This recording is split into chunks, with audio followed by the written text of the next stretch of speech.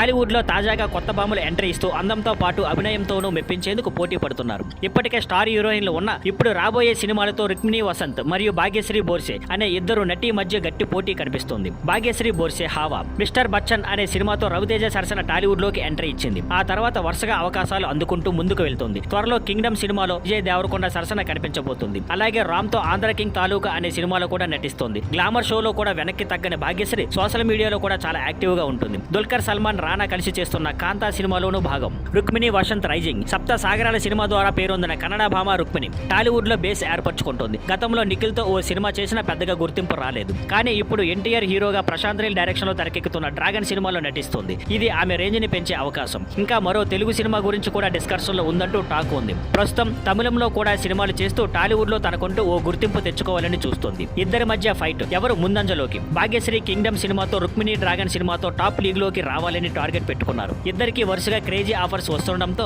Top హీరోయిన్లకు పోటీగా మారే అవకాశం ఉంది. మరి ఈ ఇద్దరిలో టాలీవుడ్ లో ఎవరు ముందు ఉంటారు, ఎవరు ఎక్కువ క్రేజ్ సంపాదిస్తారు అనేది ఆసక్తికరంగా మారింది.